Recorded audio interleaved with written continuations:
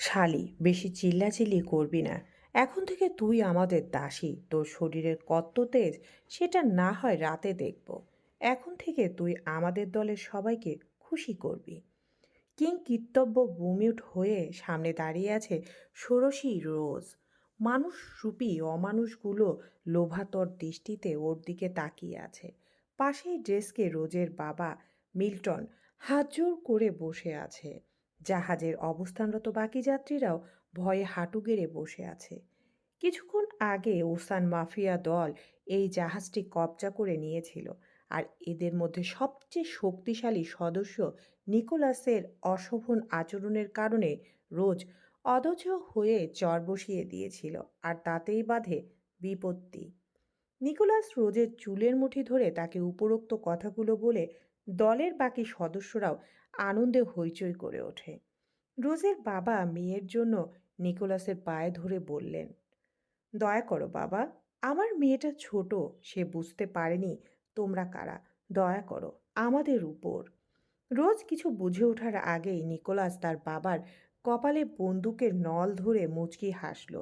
মিল্টনের অন্তরাত্মা কেঁপে উঠল এবার। হিসিয়ে বলল নিকোলাস, তোর মেয়ে ছোট হলে কি হবে, ঝাল আছে। টেস্ট করে না দেখলে শান্তি পাবো না। হ্যাঁ হ্যাঁ হ্যাঁ। কথাগুলো বলেই সবাই একসাথে হেসে উঠল। মিল্টন কাঁদতে লাগলো রোজের জন্য। রোজ কিছুতেই নিজেকে নিকোলাসের হাত থেকে ছাড়াতে পারছে না। রোজের বাবা ছাড়া কেউ নেই। অসম্ভব সুন্দরী হওয়াতে ছোট থেকেই তার জীবনটা একটু অন্যভাবে কেটেছে। সবসময় বাইরের জগৎ থেকে মেয়েকে আগলে রেখেছেন মিল্টন। রোজের কাছেই ওর বাবাই সব কিছু। তার বাবার মাথায় বন্দুকের নল দেখে ওর সব কিছু যেন উলটপালট হয়ে যাচ্ছে আজ। ইতিমধ্যে জাহাজের অন্যান্য যাত্রীদেরকে সরিয়ে দেওয়া হয়েছে। সবাই ভয়ে কেঁপে কেঁপে দাঁড়িয়েছিল, আর তাদেরকে বলা হয়েছিল দ্রুত জাহাজ থেকে নামার জন্য। নিকোলাস এবং ওসান মাফিয়া দল মূলত এই জাহাজটিকে নিজের দখলে নিতে চাইছে। যেহেতু জাহাজটি তীরের খুব কাছে ছিল, নিকোলাসের আদেশের সাথে সাথে দলের লোকজন তৎক্ষণাৎ পদক্ষেপ নিল। একের পর এক যাত্রী জাহাজের পাশে সিঁড়ি বা খোলা দিক থেকে পানিতে ঝাঁপিয়ে পড়ল। পানির ঠান্ডা ছোঁয়া ও ঢেউয়ের লাফে তারা ভয় পেয়েও তীরের দিকে সাঁতার কেটে যাচ্ছিল।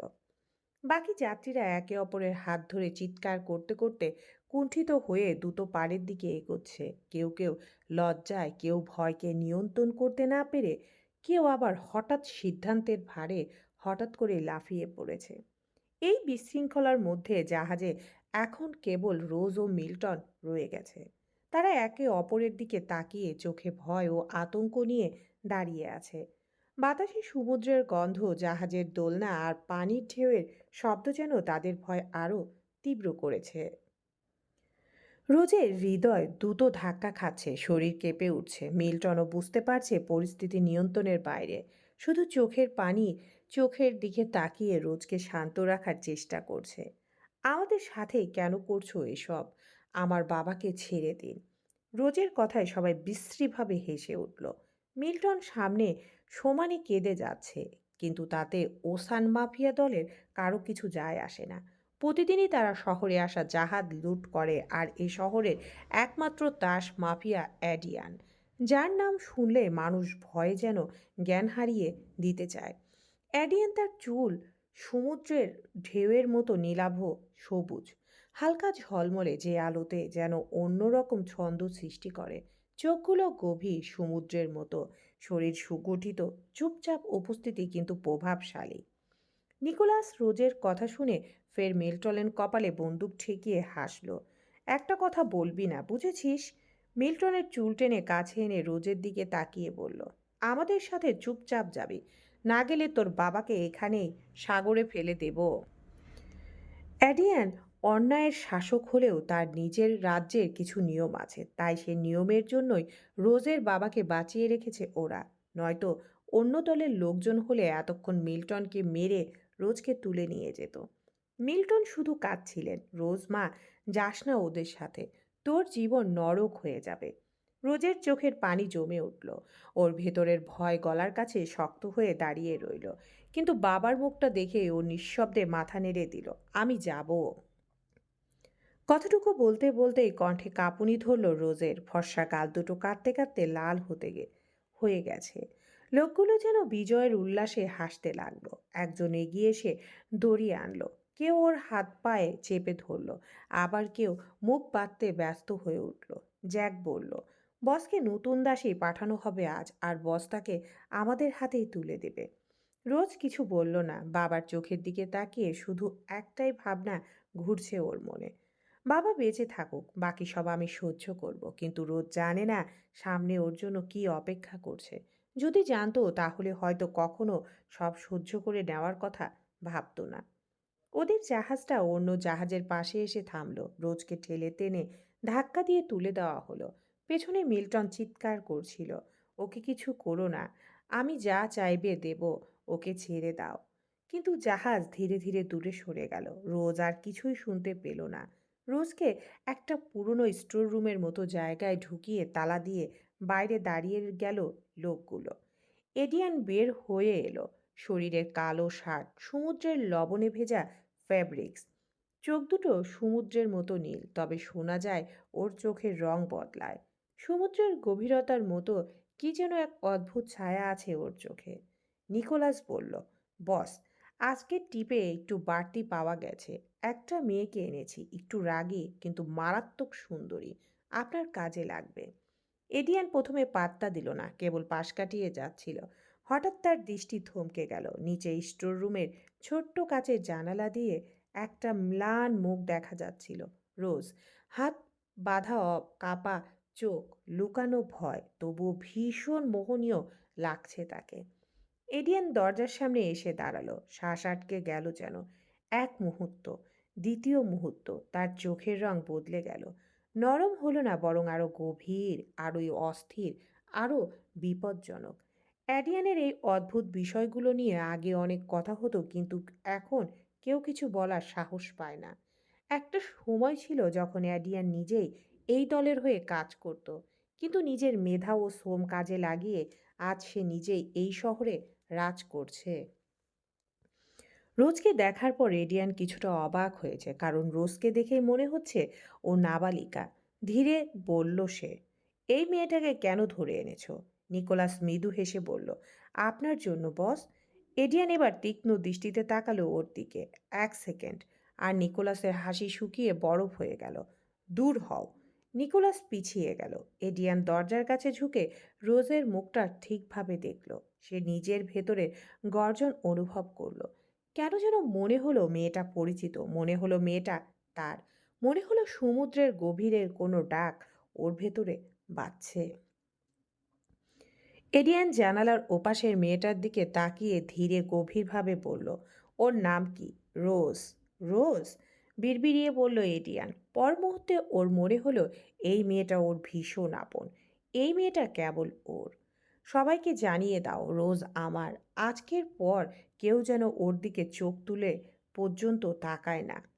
তার কণ্ঠে ছিল আদেশ, অধিকার, অবসেশন আর এক অজানা টানায় ভরা।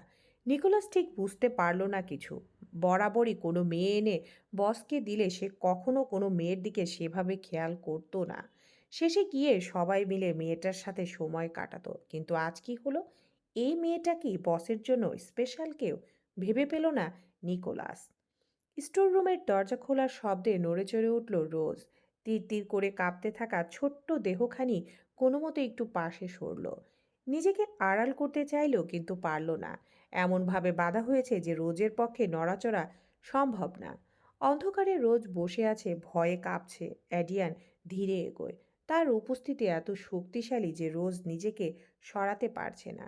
অন্ধকারেও যেন একটা পুরুষালী অবয়ব স্পষ্ট দেখতে পাচ্ছে রোজ। হঠাৎ সে কোমলভাবে কিন্তু শক্তভাবে রোজকে কোলে তুলে নিল।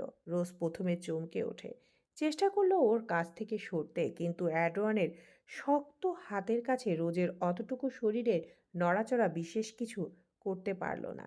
তার শরীরের কাছাকাছি থাকা শক্তি, চোখের গভীরতা এবং সমুদ্রের মতো ধীরে ধীরে ভেতরের গর্জনরত অরা রোজকে বিস্তৃত এবং ভীত করে তুলেছে। অ্যাডিয়ানের চোখগুলো এমন অদ্ভুত রকমের জ্বলজ্বল করছে কেন? রোজ কিছু ভাবতে পারছে না।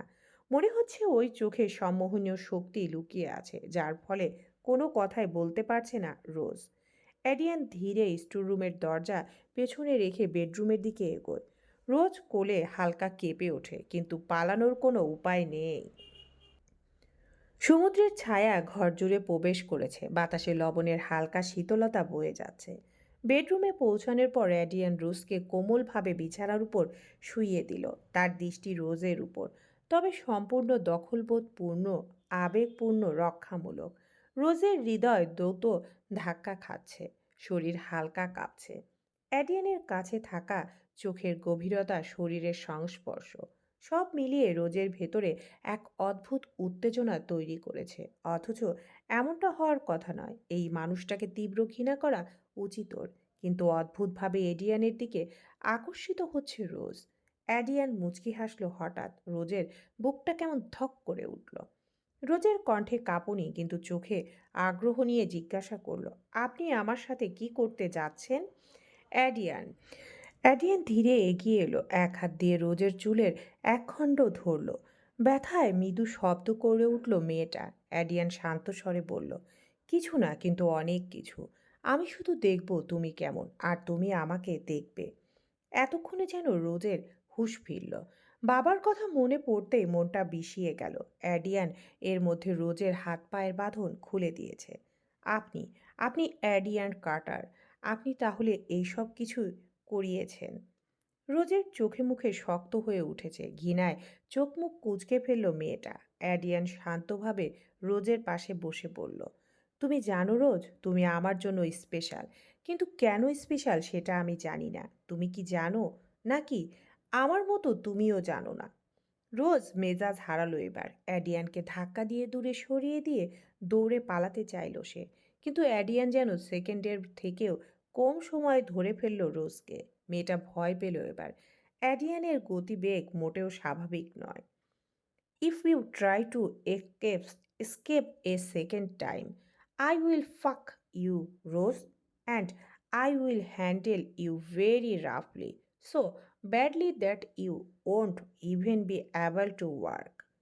রোজ ঘৃণায় অ্যাডিয়ানের মুখে থুতু নিক্ষেপ করে বসল। অ্যাডিয়ান অবাক হলো ওর স্পর্ধা দেখে। রোজ কিছু বুঝে ওঠার আগেই অ্যাডিয়ানের চোখের রং বদলে গেল। দেখে মনে হলো চোখের মাঝে আগ্নেয়গিরির লাভা উতলে উঠছে। রোজ ভয় পেল, আবারও দৌড়ে পালাতে চাইল, কিন্তু অ্যাডিয়ান এক ঝটকায় ওকে ফ্লোরে ফেলে দিল। নিজের শরীরের শার্টটা একটানে ছিঁড়ে ফেলল অ্যাডিয়ান। তার এমন রূপ দেখে রোজ বসা অবস্থায় পেছাতে পেছাতে দেয়ালের সাথে ঠেকল এবার। কিন্তু অ্যাডিয়ানের গতির কাছে রোজের গতি কিছুই নয়। সে একটানে রোজকে নিজের বাহুতে আগলে ধরে ধরাশায়ী করে ফেলল তাকে। রোজ চেঁচিয়ে উঠল, হাত পা ছুটতে লাগলো, সমস্ত শক্তি দিয়ে লাথি দিতে লাগলো অ্যাডিয়ানকে। কিন্তু শেষ রক্ষা হলো না।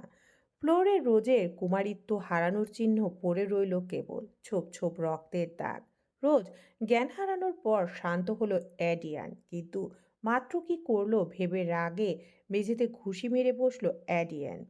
ফলশ্রুতিতে মেঝেতে ফাটল ধরল অল্প।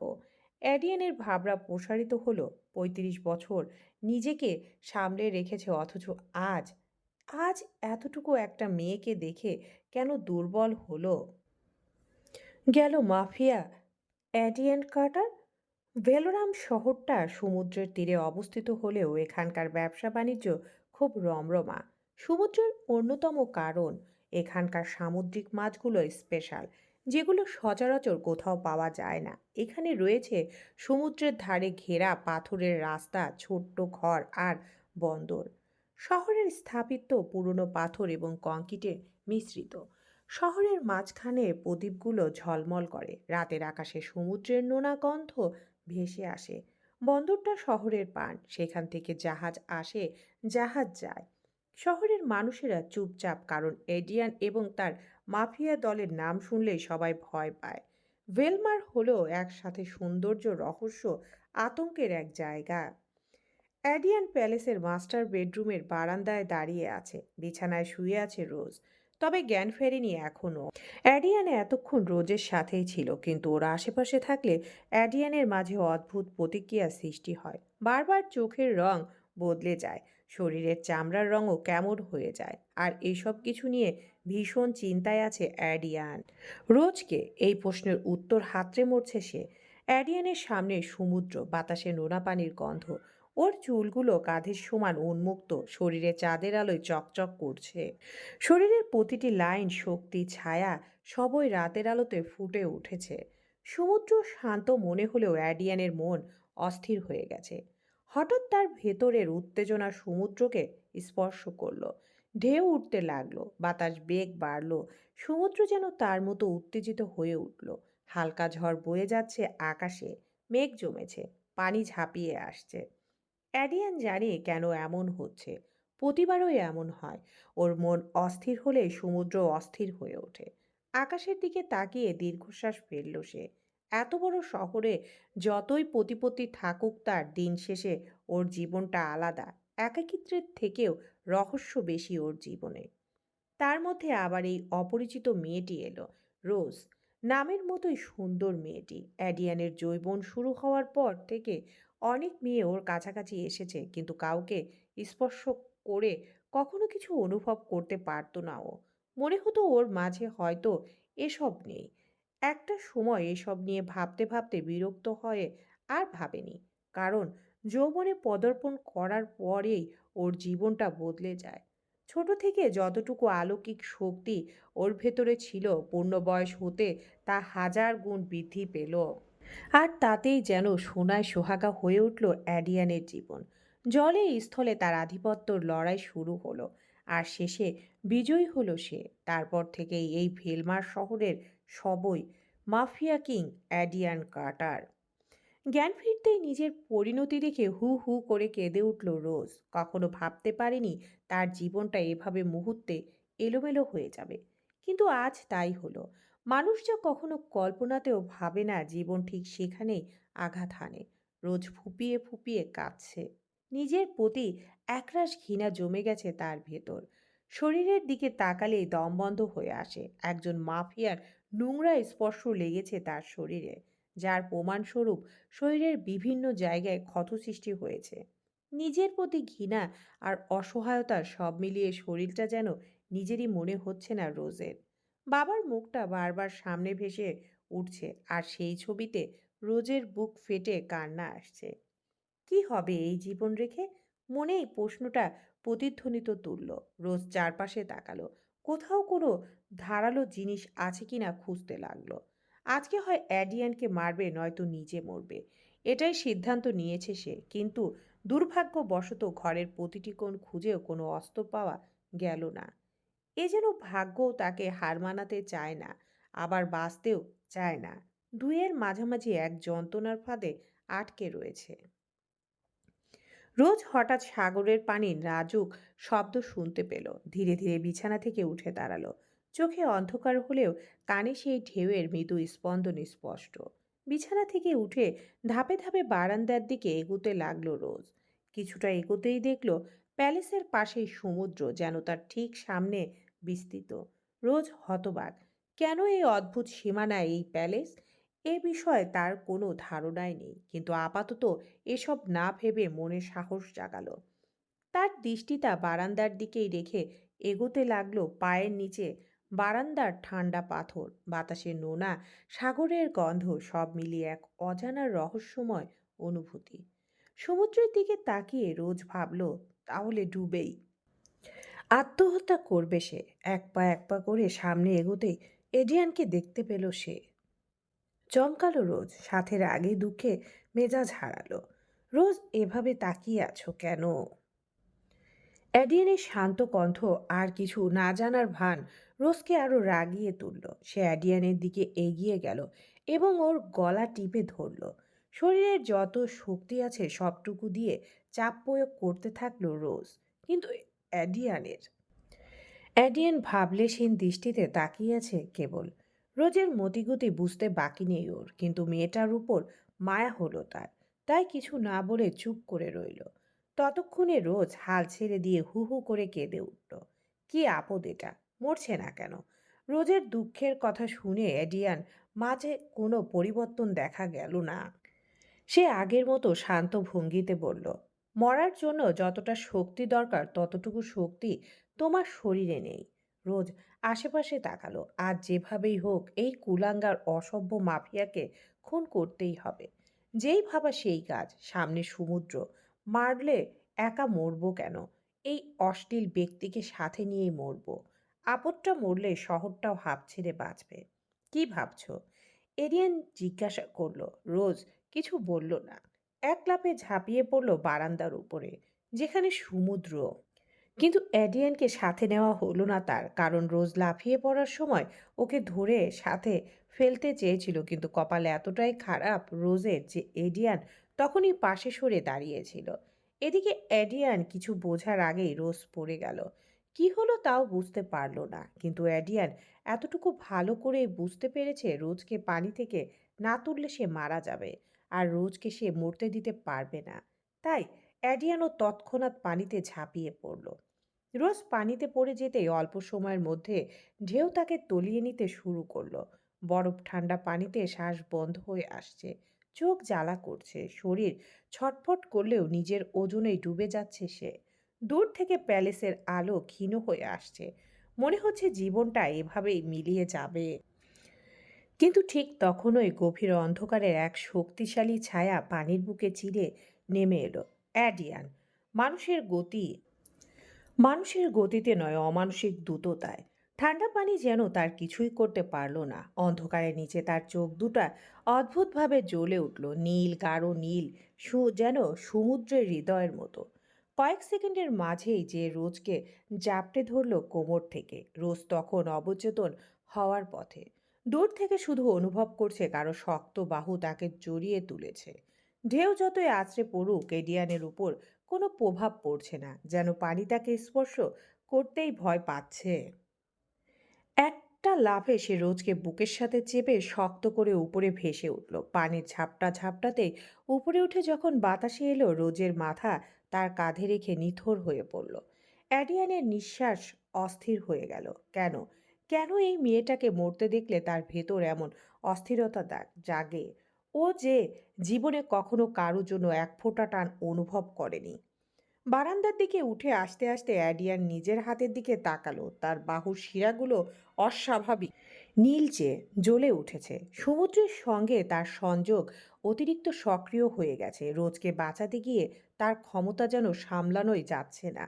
বারান্দায় উঠে সে রোজকে মেঝেতে আস্তে শুইয়ে দিল। রোজের ভেজা চুলগুলো গালে লেপ্টে আছে। ঠোঁট কাঁপছে অল্প, শ্বাস খুব ক্ষীণ। অ্যাডিয়ানের গলা শুকিয়ে গেল। অনুভূতিটা ভয়ঙ্কর, যেন রোজের শ্বাস বন্ধ হলে তারও কিছু একটা থেমে যাবে। সে হালকা করে রোজের গাল ছুঁল, গরম, জ্বরের মতো। রোজ জেগে ওঠো, নিজের অজান্তেই ফিসফিস করে বলল, অ্যাডিয়ান। কিন্তু রোজ নড়ল না। সমুদ্র ততক্ষণে আবার উত্তাল হয়ে উঠেছে। অ্যাডিয়ানের ভেতরের আবেগযুদ্ধ সমুদ্র অনুভব করছে। দূরে গর্জন, আকাশের মেঘের ঘূর্ণি। অ্যাডিয়ান দাঁত চেপে তাকালো নিচের অস্থির পানির দিকে। তার নিজের মনের অস্থিরতা এভাবে বাইরে প্রকাশ পাবে, এটা সে চায় না। আর রোজকে হারানোর ভয়টা অসহ্য হয়ে উঠেছে। তবুও সে সমুদ্রের দিকে কড়া চোখে তাকালো একবার, আর তাতেই সবকিছু শান্ত আগের মতো হয়ে উঠল। অ্যাডিয়ান নিচু হয়ে রোজকে বুকে তুলে নিল। তুমি মরবে না। যাই হোক না কেন আমি তোমাকে মরতে দেব না। এ কথাটা বলে অ্যাডিয়ান নিজেই বিস্মিত হলো। সে কি কখনো কারো জন্য এমন কথা বলেছে? রোজ তখনও নিথর, কিন্তু তার নিঃশ্বাস আলতোভাবে আছে। অ্যাডিয়ান রোজকে আবারও বিছানায় নিয়ে গেল।